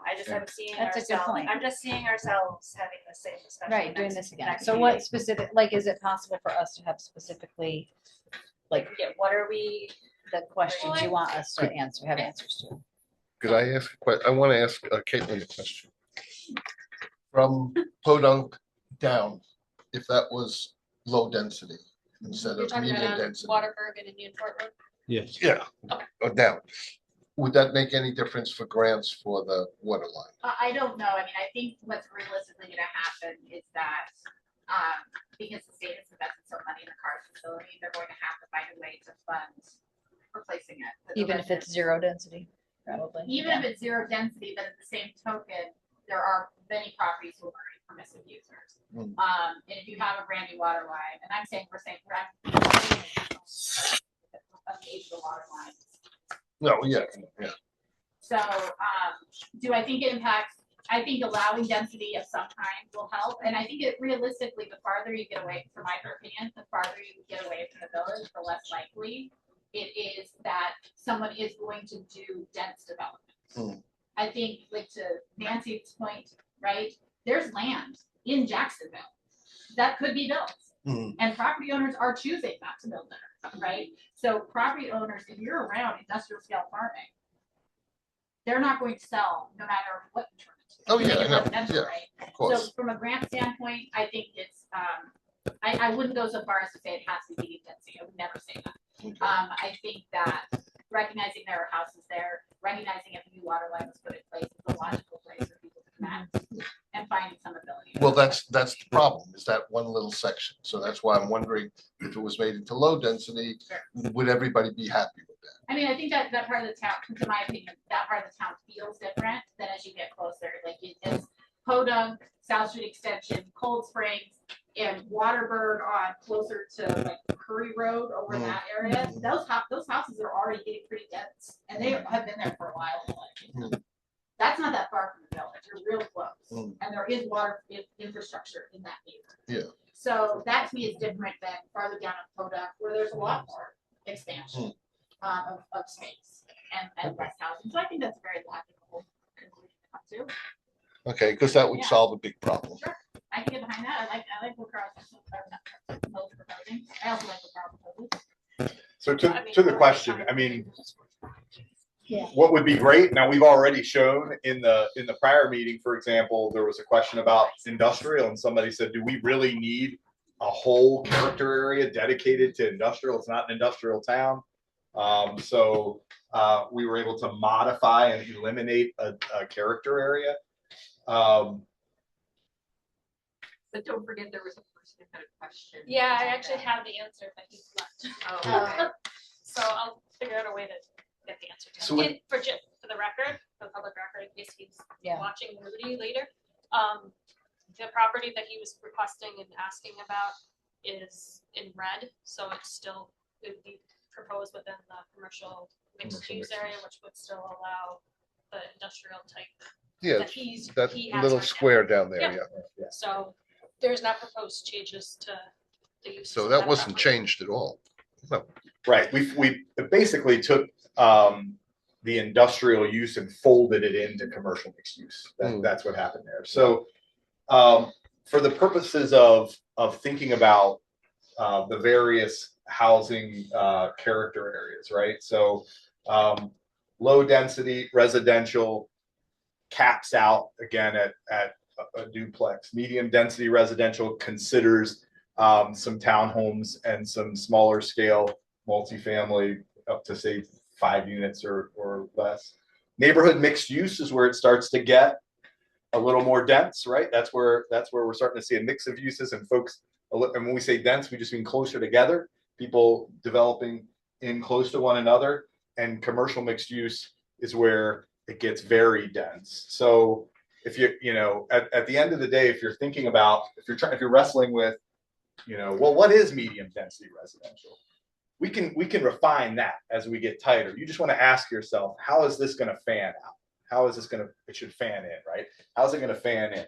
It's going to go from lowest density up into a more concentrated density. There's no high density residential proposed in the plan. That mixed use is as close as it gets, where we have like what that says, mixed use. So what I'd love for you all to do is try to work within the existing character areas. But if you see something here that's superfluous, that you're like, I really don't get it. It doesn't make sense to me why we have to have this. Then you can offer that as an amendment. But if you can work within the existing character areas and look at your map and say, does this make sense, or would it make more sense to turn this red to blue or this red to orange or whatever it would make sense to do, right? I was just gonna ask from a strategic standpoint, instead of bringing them to that meeting, could people essentially be proposing the amendments in advance of the meeting, and then we could, might be able to just actually go through the amendment. Someone proposed an amendment, Lo has an amendment idea, what is the committee feel, yay or nay? It would be wonderful to get them the Friday before the meeting, so we could assemble them. We could vote on it now. So 11th is what, And Wednesday? then I would just gonna, I mean, we've, It'd be next Friday, if you could get them to us next Friday. can you get us this map tomorrow? Say that again? Can you get us this map tomorrow? Yes, we can get you this map. Jessica's probably emailed it already. Sure. And I was just gonna say, like, we focused last meeting, and I know you weren't here, so I'm not, feel free to keep commenting on what you, but I think for right now, we had some of this map kind of sorted out. Our focus might be more on residential, like on the residential uses and the Waterberg area. And like that area closer to the village, would be kind of my recommendation. If you need a focus area, or you want like a little area, that's where I would recommend going. But feel free to keep going. Right, it's 7:32. I just wanted to ask if, I mean, it seems like because the actual unit numbers are taken out, well, and there might need to be some tweaking to those descriptions so that they make a little bit more sense for the town and to people. And so can you guys like focus on that first too, so that we know like more what we're actually thinking about? And like, for example, you know, like everybody who came here from Waterbury says, you know, it just doesn't make any sense in Waterbury. So maybe it does in Jacksonville, but those descriptions of vertical and horizontal components and all, it just didn't make any, and shops and things just doesn't work there. And so maybe we need to think about some of the wording tweaking too, and maybe a little bit more about the medium density, so that, and the low density residential, so we can get a sense. And the agriculture, I mean, the ag, you know, the image that you have from here was it's gonna be 21 and 20 acres, and that's large lot zoning that's been discussed a lot in this town and boomed every single time by farmers. Well, you know, So it's not gonna keep happen mentioning here. I'd be Jacksonville, shocked. you'll have everyone in Jackson. No, I'm But just like, saying, wait a I'd be minute. shocked if Yeah, large lot wait a zoning minute. worked, but you, Share you know, maybe we could talk about it, but that was the image that you had from the 1 in 20, so if we could hone them down without the I actual think that's a good acreage as idea to to what you're have thinking it about. really To go with clear. it, as soon as you had time, that would be super helpful. Sure. Thank And if you all have recommendations on that, please send them so we can Yeah. meet your, Okay. meet your. That would be really helpful. Yeah. Yeah. Excuse Um, me, oh, I was just yes. gonna, could I make a motion to table the minutes to the next meeting? Yes. Because it's getting a little late. It is. Thank you, no. Okay. We need a second. Thank you. All in favor? Aye. So our last three, we have a couple more items on our agenda. So we have the latest comp plan draft, that's item 5, which you already spoke to us about. Right. And you also spoke to us about item number 6, which is the remaining calendar. Is there anything more we need to discuss about those things? Is that just? You'll Nope. email the dates.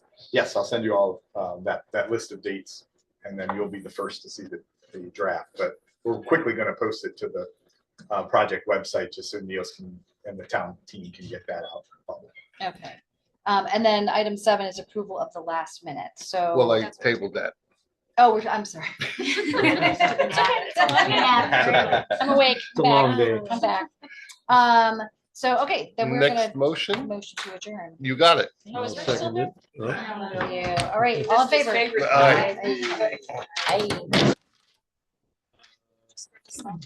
Oh. Do we need to